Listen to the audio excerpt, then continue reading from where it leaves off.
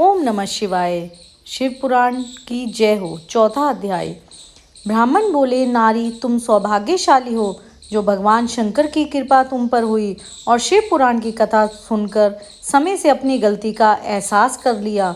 तुम डरो मत और भगवान शिव की शरण में जाओ। उनकी परम कृपा से तुम्हारे सभी पाप नष्ट हो जाएंगे।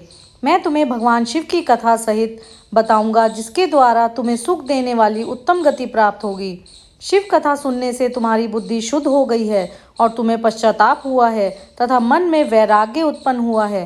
पश्चाताप ही पाप करने वाले पापियों के लिए सबसे बड़ा प्रायश्चित है। सत्पुरुषों के अनुसार पापों की शुद्धि के लिए प्रायश्चित पश्चाताप से ही संपन्न होता है।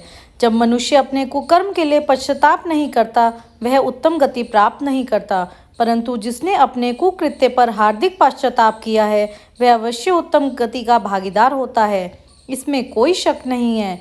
शिव पुराण की कथा सुनने से चित्त की शुद्धि एवं मन निर्मल हो जाता है। शुद्ध चित्त में ही भगवान शिव व पार्वती का वास होता है। वह शुद्धात्मा पुरुष सदा शिव के पद को प्राप्त करता है।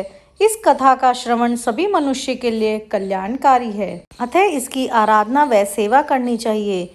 यह कथा बंधन रूपी रोग का नाश करने वाली है। भगवान शिव की कथा सुनकर हृदय में उसका मनन करना चाहिए। इससे चित्त की शुद्धि होती है। ब्राह्मण पत्नी, तुम अन्य विषयों से अपने मन को हटाकर भगवान शिव की इस परम पावन कथा को सुनो। इससे तुम्हारे चित्त की शुद्धि होगी और तुम्हें मोक्ष की प्राप्ति होगी। जो मनुष्य निर्मल हृदय से भगवान शिव के चरणों का चिंतन करता है, के सभी पाप नष्ट हो जाते हैं। सूत जी कहते हैं, शौनक, यह कहकर वे ब्राह्मण चुप हो गए। उनका हृदय करुणा से भर गया। वे ध्यान में मग्न हो गए। ब्राह्मण का उक्त उपदेश सुनकर चंचुला के नेत्रों में आंसू छलक आए। वह हर्ष भरे हृदय से ब्राह्मण देवता के चरणों में गिर गई और हाथ जोड़कर बोली, मैं कृतार्थ हो गई हूँ। हे ब्राह्मण देवता, आप परमार्थदर्शी तथा सदा परोपकार में लगे रहते हैं। मैं नरक के समुद्र में गिर रही हूँ। कृपा कर मेरा उद्धार कीजिए। शिव पुराणिक व अमृत के समान सुंदर शिव पुराण कथा की बात आपने की है, उसे सुनकर ही मेरे मन में वैराग्य उत्पन्न हुआ है। उस अमृतमयी शिव पुराण कथा को सुनने के लिए मेरे मन में बड़ी श्रद्धा हो रही है। कृपया आप मुझे उसे सुनाइए। सूत जी कहते हैं, शिव पुराण की कथा सुनने की इच्छा मन में लिए हुए चंचुला उन ब्राह्मण देवता की सेवा में वहीं रहने लगी। उस गोकर्ण नामक महाक्षेत्र में उन ब्राह्मण देवता के मुख से चंचुला शिव पुराण की भक्ति, ज्ञान और वैराग्य बढ़ाने वाली और मुक्ति देने वाली परम उत्तम कथा सुनकर कृतार्थ हुई।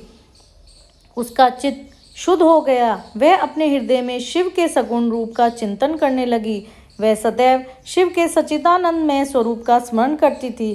तत्पश्चात अपना समय पूर्ण होने पर चंचुला ने बिना किसी कष्ट के अपना शरीर त्याग दिया। उसे लेने के लिए एक दिव्य विमान वहां पहुंचा। यह विमान शोभा साधनों से सजा था एवं शिव गणों से सुशोभित। चंचुला विमान से शिवपुरी पहुंची। उसके सारे पाप धुल गए। वह दिव्यांगना हो गई। वह गौरी गंगा देवी मस्तक पर अर्धचंद्र का मुकुट व अन्य दिव्य आभूषण पहने शिवपुरी पहुंची। वहां उसने सनातन देवता त्रिनेत्रधारी महादेव शिव को देखा। सभी देवता उनकी शिव में भक्तिभाव से उपस्थित थे।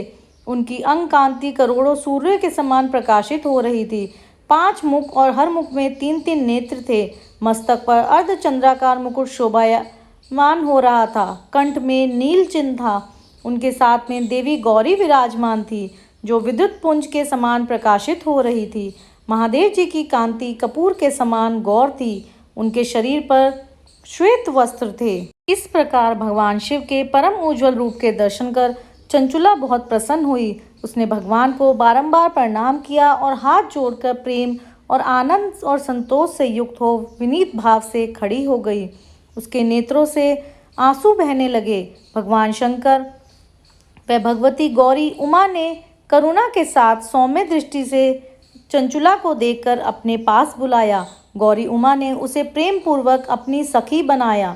चंचुला सुखपूर्वक भगवान शिव के धाम में उमा देवी की सखी के रूप में निवास करने लगी। बोलो शिव महापुराण की जय।